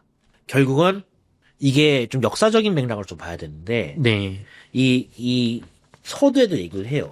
한때 미국도 이런 우리와 거의 같은 역량을 갖고 있는 패권 국가와의 미사일 경쟁을 했었고 미사일 방어 정책을 했었다. 그게 언제냐? 레이건 시대, 냉전 시대 때. 그래서 스타워즈라고 하잖아요. 네. 그래서 우주에서 미사일 쏘고 이런 걸 했었는데 결국은 이제 미사일 방어라는 게 날아오는 총알을 맞추는 게 굉장히 어려운 기술이거든요. 그쵸. 그럴 바엔 차라리 공격 무기 쓰는 게 훨씬 싸요. 그쵸. 그러니까 가격 경쟁 면에서 굉장히 돈이 많이 드는 거예요.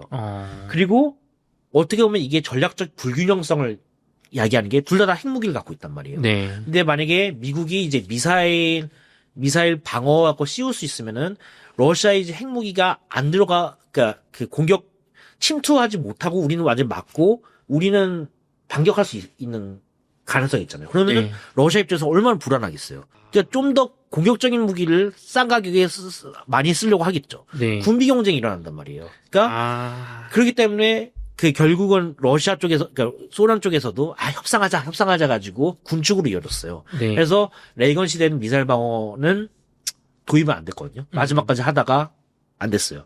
근데 트럼프 때 다시 하겠다, 이거 레이건 때 그 유산을 가지고 자기 다시 하겠다고 이렇게 하는 거거든요. 그 얘기는 뭐냐, 이제는 본격적으로 러시아와 중국과 지금까지는 뭐냐면은 상호 확증 파괴, 핵 무기의 가장 기본적인 이제 개념인데, 네.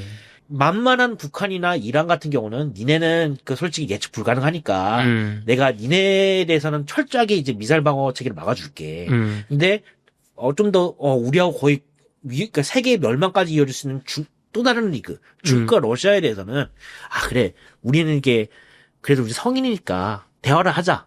그리고 어차피 우리들은 핵도 많이 갖고 있고 서로가 이제 만약에 서로가 막 오판을 하게 되면은 서로가 핵무기를 대량으로 갖고 있기 때문에 세계가 멸망할 수 있어.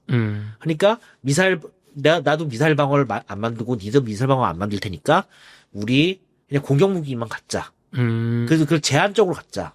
그래서 서로 이렇게 한번 대화를 해보자. 약간 지금까지의 구도가 이랬는데 이제 트럼프 때 이걸 깨고 아니야. 난 이제 중국과 러시아에 대해서도 니네 핵무기도 막을 수 있는 아이언돔을 내가 씌울 거야. 라고 얘기하는 거는 러시아하고 중국 입장에서는 전략적 불안정성을 야기한다는 것이죠. 그러니까 러시아와 중국은 그러면은 그러면은 핵전쟁이 일어날 경우에 우리의 핵무기가 미국을 관통하지 않은 상황에서 미국의 핵무기가 우리한테 쏠 수 있네?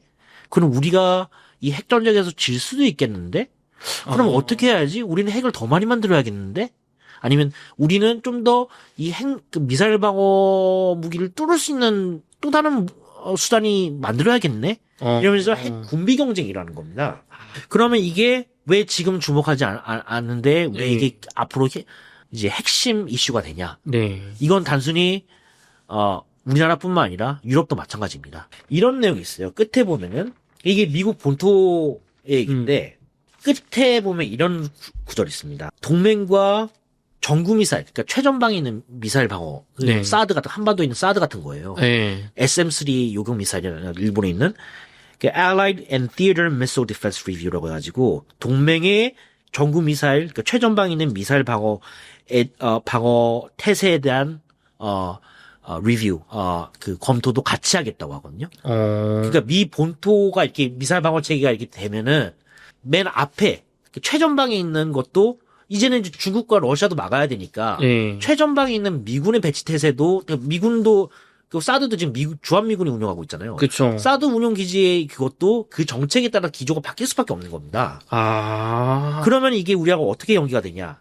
사실은 우리 사드 배치되면서 가장 문제가 됐던 게 결국은 중국의 수출 규제와 그쵸. 중국의 보복이었잖아요. 네. 그때 미국이 뭐라고 얘기했어요? 한국이 그리고 우리가 뭐냐? 사드는 대중국용이 아니야. 북한용이야? 북한용이야 얘기했잖아요. 근데 그때는 맞는 말인 겁니다. 왜냐하면은 애초에 미국의 미사일 방어 정책 기조가 중국과 러시아의 미사일에 대항하는 무기가 아니라는 기조가 있었기 때문에.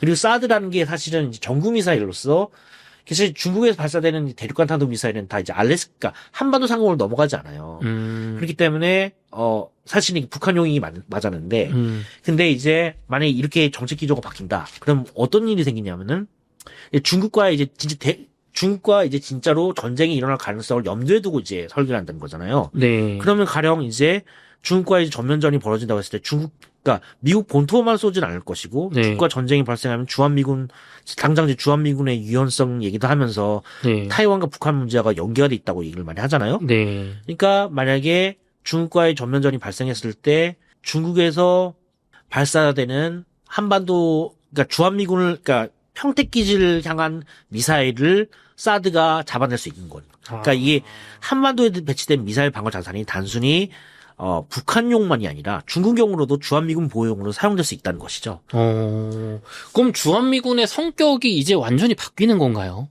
그렇게 될 가능성이 크죠. 이게 다 연계가 된 겁니다. 결국 최근에 들어서 주한미군 사령관도 청문회에서 이제 한반도 북방 군대가 아니다. 우리는 중국과의 갈등에 대해서도 이제 대비를 해야 된다는 얘기를 많이 하고, 네. 그다음에 얼마 전에 전 주한미군 사령관이었던 로버트 에이브러스 상관도 그 타이완 방어훈련에 고문으로 초대됐어요. 그 각 시사하는 바가 굉장히 큰 것이죠. 한반도와 타이완은 연계가 돼 있다. 네. 그래서 주한미군이 거기에 개입할 수 있는 가능성이 충분히 커졌다. 그리고 미사일 방어, 이 본토 방어가 성격이 결국 중국과 러시아를 본격적인 미사일 방어 대상으로서 봄으로써 네. 그러니까 최전방에 있는 미군들의 역할도 그거에 따라서 바뀔 수밖에 없는 것이죠. 야, 그러면은 이게 주한미군이 사드뿐만 아니라 중국을 이제 정말 전쟁까지도 감수할 수 있는 지금 군비 경쟁 시작한 거잖아요, 이게. 네. 그러니까 이제 우리는 중국, 러시아랑 군비 경쟁에서 압도적 우위를 택하겠다. 전쟁 나면 해봐라. 거의 그 선언인 거잖아요. 그렇죠. 그럼 우리나라도 미중 전쟁에 말려 들어갈 위험이 높아지는 거 아닌가요? 그렇죠. 그리고 더군다나 이거는 이제 미사일 방어만인 건데 네. 아직 트럼프 일기 많은 사람들 제가 얘기를 해보면은 트럼프 일기 돌아와서 특히 국방 정책에 관련해서는 unfinished business 아니면 unfinished homework이라는 말을 많이 써요. 아직 끝나지 않은 과제, 숙제. 트럼프 일기 때 그래서 이제 그 다음 2기 때 하려고 하다가 그러니까 바이든 정권으로 바뀌면서 중단된 사업들이 굉장히 많은데 네. 그 중에 하나가 중거리 미사일 배치입니다. 이거는 제 책에서도 언급이 됐지만 우리 여러 전에 있던 채널에서도 얘기를 했었고 결국은 그때 트럼프 일기 때 보면은 미국이 이제 INF 조약을 탈퇴하면서 중거리 미사일 중거리 미사일 지금까지는 중거리 미사일 배치를 하지 않기로 했는데 러시아는 그 극초음속 미사일 만들면서 약속 지키지도 않고 네. 중국은 아예 들어와 있지도 않고 우리만 이렇게 손이 묶여 있다. 불공평하다고 트럼프한테 박차고 나갔어요. 네. 그래서 INF 하면서 우리도 중거리 미사일 배치하겠다 하면서 그때 이제 존 볼턴 국가부 부장관이 그냥 말실수를 했는데 유력한 후보지로 한국, 호주, 일본을 꼽았단 말이에요. 그리고 막 한국에서 난리가 났었어요. 호주도 마찬가지고. 그러니까 이제 백악관에서 진화를 하면서 아직 개발하는 데만 4, 5년 걸린다. 그래서 근데 뭐라고 하냐면 한국에 배치할 거란 말은 부정하진 않아요. 뭐라고 했냐면은 아직 결정된 거 아무것도 없다. 아직 개발도 안 했기 때문에. 그 배치 문제는 향후의 동맹들과 논의할 것이다. 이렇게 얘기하거든요. 그러니까 이게 unfinished business라는 거예요. 왜냐하면 이제 작년 8월 달에 드디어 필리핀에 배치하기 시작했거든요. 그 중거리 미사일 중에 하나는. 그럼 우리나라에도 조만간 배치될 수 있다. 그리고 이게 미사일 방어와도 연계가 되는 게 주한미군을 보호하기 위해서 네. 그 북한용으로만 쓰였던 이제 미사일 방어도 대중국용으로도 쓰일 가능성이 크다는 것이죠. 근데 또 사실 기자님 방어용이 배치된다는 건 전쟁을 염두하고 있는 건데요. 공격용도 배치할 수 있는 거 아닙니까? 그게 중거리 미사일인 거죠. 공격과 방어. 근데 다 한반도. 근데 그게 북한용이 아니라 중국용. 가까이 있으니까. 그럼 이제 중국 입장에서는 한반도에 우리를 공격하고 방어하는 주한미군 미사일들이 있어. 그럼 전쟁 미국하고 하게 되면 한반도부터 때려야겠네. 그러니까 되는 거 아닌가요? 그럴 가능성이 크죠. 그렇기 때문에 근데 만약에 우리가 그걸 반대한다. 그러면은 트럼프 같은 경우는 이게 제가 이 부분에서는 제가 트럼프 1기 때하고 2기 때하고 많이 다르다고 하고 네. 저 전에 이게 출연했던 데서 제가 댓글도 많이 봤는데 그러니까 저거 이제 미국의 그 공갈이다. 아니 미국은 절대로 한반도로 버릴 수 없다. 네. 근데 제가 그걸 조목조목 반박하자면은 상식적으로는 그래요. 제가 얘기했잖아요. 아까 일부에서 얘기했던 것처럼 엘리트 관점, 미국의 국익 관점에서 장기적인 관점에서 봤을 때는 그게 맞는 답인 맞아요. 그리고 트럼프 일기 때도 어느 정도 그런 성격을 보였어요. 트럼프는 사실 주한미군을 빼고 싶었지만 그 과정에서 미국의 엘리트, 특히 국방부 국무부에 있는 많은 엘리트들이 막았기 때문에 좀 그래. 보면은 에스퍼 장관 회고록에 보면은 이런 얘기가 나와요. 자기가 최대한 주한미군 빼는 거, 방위비군단체 빼는 거 끌려고 설득하는 와중에 폼페오까지 지원 사격을 했다고 그래요. 그래서, 대통령님, 다음, 주한미군 빼는 거는 일단 선거에서 이기고 다음 기회에 하시죠. 라고 했다는 얘기가 일화로 있어요. 근데, 이제, 그래서 많은 전직 관리들이 트럼프 갖고 장난치지 마라. 라는 얘기를 하는 게, 트럼프 이기 때는 이제는 뒤 볼 게 없거든요. 트럼프는 자기 유산이 중요하다는 거예요. 사실 내 미국이 국익이 장기국이 어떻게든 난 관심 없어. 내 때 일어나지 않으면 돼라는 마인드가 되게 강하기 때문에 네. 본인 입장에서는 이렇게 했는데 지금 더군다나 이제 한국이 무임승차하다는 마인드가 굉장히 강한데 근데 미사일 중거리 미사일 배치 안 하고 그다음에 중국이 우리한테 요구하는 것 중에 하나가 미사일 방어만. 한국하고 미국은 미사일 방어 통합이 안 돼 있어요. 네. 그러니까 따로따로 움직이거든요. 일본은 완전히 움직였고 실시간으로 이렇게 레이더를 다 볼 수 있는데 공유를 할 수 있는데 네. 우리는 그때 산불 정책 해가지고 중국이 그러니까 미국이 미사일 글로벌망에 통합하지 말라는 그것 때문에 통합이 안 돼 있어요. 그게 문재인 정부 때 제가 기사에서 보았던 것 같기도 네, 하고. 네, 맞습니다. 그래서 지금은 우리도 무슨 LSM이나 이런 거 만들긴 하지만 네. 우리 레이더로 따로 움직이고 정보를 전달해주고 그러니까 시차가 발생해요. 실시간으로 한 페이지 번역을 하는 게 아니에요. 서로 분리가 돼 있거든요. 네. 근데 미국에서는 계속해서 뭐냐면은 그러면 이제 취약성이 발생한다. 시차가 지금 극초음속에서 몇 초 안에 이게 타격받는 건데 어쩌려고 그러는 거냐. 통합해야 된다. 계속 압박을 넣고 있거든요. 그 압박이 더 심해질 수 있는 건데 당연히 중국은 그거에서 사드 산불 정책에서도 반대를 했거든요. 이 갈등 포인트인 거죠. 근데 트럼프 이 생각은 뭐냐면은 그래? 한국이 반대? 그럼 떠나. 가 가능한 겁니다. 미국의 국익에 반대했다고 하더라도, 왜냐하면 그 트럼프 생각의 입장에서는 이 양날의 검이긴 맞아요. 그러니까 한반도가 한국에서 가장 가깝기 때문에 네. 그 공격하기는 굉장히 좋은 무기긴 하지만 또 한편으로 생각하면은 그 미군 기지 이전 문제 때문에 이건 솔직히 한국 정부가 요구를 했던 겁니다. 왜냐하면 미군 범죄 상길에 있다 보니까 미군 범죄가 너무 많이 오기 때문에 그냥 한 곳에 이 중국의 위협이 부상되기 전에. 그래서 지금 캠프 험프리에 다 몰아놨잖아요. 네. 그러니까 이제 뭐냐면은 트럼프 일기 쪽에 있는 사람들이 그때도 얘기했던 게 이거 진짜 무책임하다. 어쩌자고 이렇게 한 거냐. 주한미군이 이제 한국에서 몰려 있으면은 특히 중국 미사일에 극초음속 미사일에 그냥 우리가 먼저 타격하진 않을 텐데 먼저 맞고 그다음에 반격을 하는 건 개념인데 중국이 갑자기 기습적으로 캠프 험프리에 핵폭탄 떨어뜨린다고 생각해봐. 그러면은 우리는 반격도 못하고 28,000명이 그냥 다 죽네. 어쩌자고 이렇게 하려냐. 무책임하다는 얘기였어요. 에스퍼 장관도 그렇고. 그러니까 그러니까 이런 상태에서 트럼프 입장에서는 우리가 지금 한국의 방어를 위해서 인질로 있네라는 생각이 더 강한 겁니다. 솔직히 우리나라는 좀 그렇게 써먹어 왔죠. 그러니까 주한미군을 효과적으로 활용하려면은 최저면 왔다 갔다 할 수 있는 군대가 돼야 되고, 네. 근데 그런 미사일 공격에 두 번째는 방어막이 완전히 통합이 되는 건데 북한뿐만 아니라 중국에 대해서도. 그렇죠. 그렇지 않으면 트럼프 계산에서는 그러면은 왜 우리 미군들이 그렇게 희생을 해야 되면서 진짜 나갈 수도 있는 겁니다. 왜냐하면 공격에도 그러니까 방어에도 굉장히 취약하기 때문에.